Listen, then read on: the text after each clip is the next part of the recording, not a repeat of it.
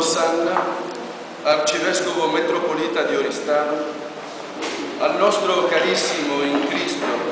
Reverendo Sacerdote Don Gavino Sanna,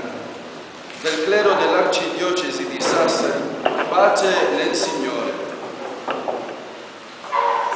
Resosi vacante l'ufficio di parroco della parrocchia Santissima Trasfigurazione in Cerfaliu, a causa del trasferimento ad altra sede del parroco Don Salvatore Angelo Antonio Muscas, facendo seguito agli accordi con il tuo arcivescovo Monsignor Paolo Azzei